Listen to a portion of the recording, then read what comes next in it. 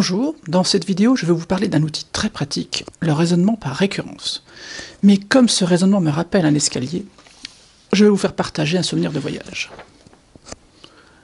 Nous sommes en Jordanie, à Petra, et je vous propose d'emprunter cet escalier qui fait 800 marches.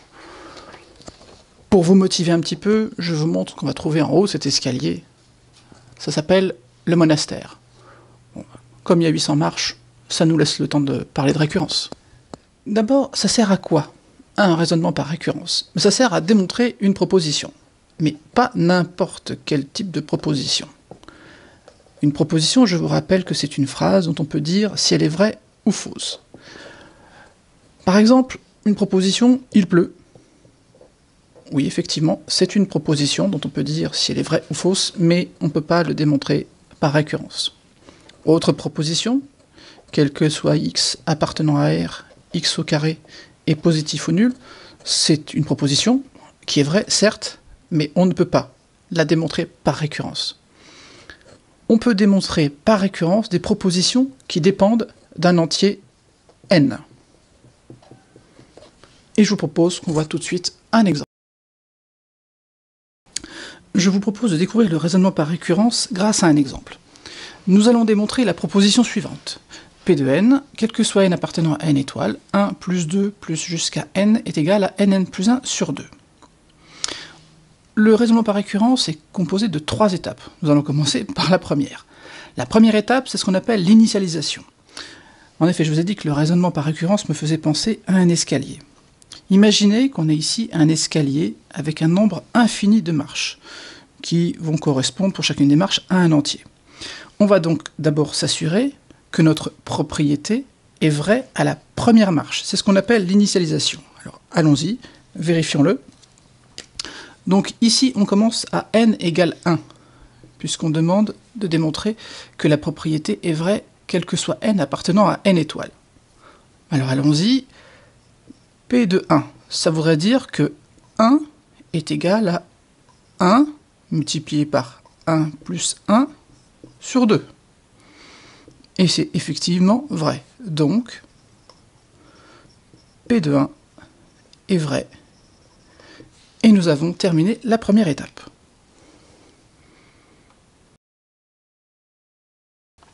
Passons maintenant à la deuxième étape du raisonnement par récurrence, qui s'appelle l'hérédité. Alors, en quoi ça consiste?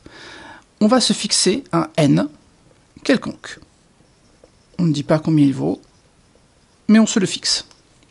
On va supposer que P de n est vrai.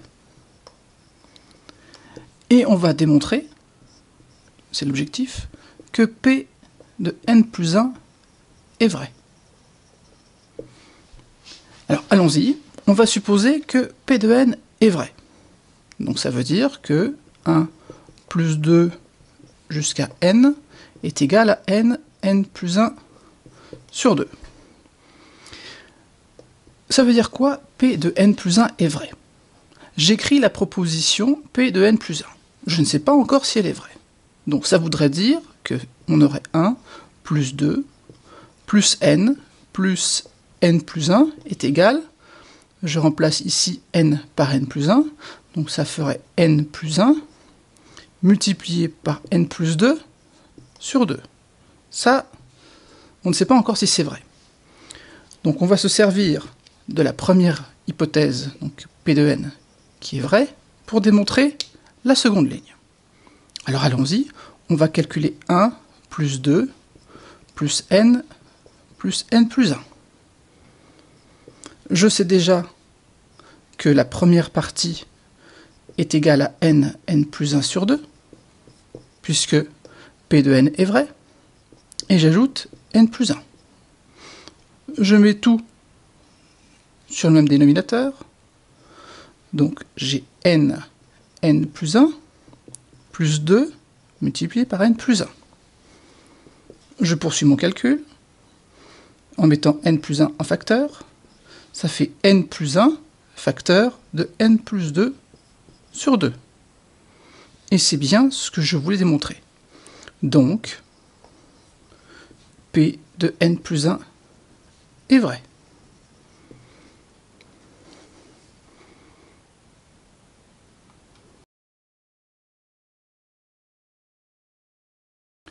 Je me suis donc bien assuré que si une propriété était vraie sur la marche n, elle était vraie également sur la marche n plus 1. C'est pour ça qu'on appelle ça l'hérédité, parce que la marche n plus 1 hérite de la propriété qui est vraie sur la marche n.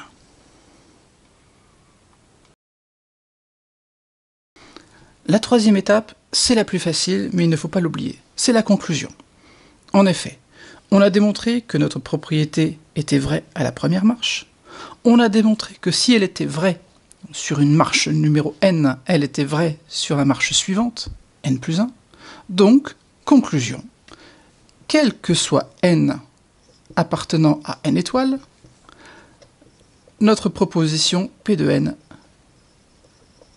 est vraie. Voilà, c'est pas plus compliqué que ça. Donc, pour résumer, un raisonnement par récurrence est composé de 3 étapes. Première étape, initialisation. On vérifie que la propriété ou la proposition est vraie, soit pour n égale 0, soit pour n égale 1, ça dépend des cas. Deuxième étape, l'hérédité. Pour un n fixé quelconque, on suppose que la proposition est vraie au rang n, et on montre que dans ces conditions, elle est vraie au rang n plus 1. Et enfin, la conclusion, quel que soit n, Pn est vrai.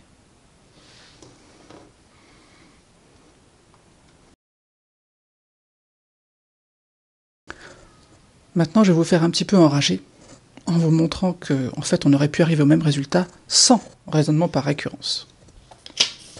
On va faire un peu de magie. Donc, S, c'est 1 plus 2 plus 3 plus n moins 1 plus n. C'est donc la somme dont on veut démontrer qu'elle est égale à nn plus 1 sur 2. L'addition étant commutative, je vais retourner mon addition. Je vais écrire que c'est n plus n moins 1 plus 2 plus 1. Je n'ai fait que la réécrire. Et maintenant, on va voir que deux termes l'un en dessous de l'autre ont toujours la même somme. Et vous voyez que ça fait n plus 1. Donc j'ajoute les deux lignes, ça fait s plus s, ça fait donc 2s. C'est égal à n plus 1, plus n plus 1, plus, etc. n plus 1, plus n plus 1. Mais combien de fois? En fait, n fois, puisque je vais de 1, 2, 3, jusqu'à n. Donc ici, j'ai n termes. Donc finalement, j'ai 2s égale n multiplié par n plus 1.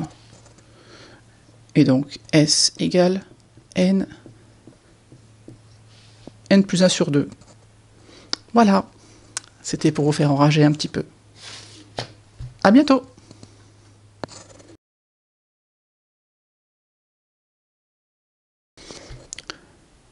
Pour ceux qui ont vu le film Indiana Jones, le 3e volet, ce qu'on voit dans le film, c'est le trésor.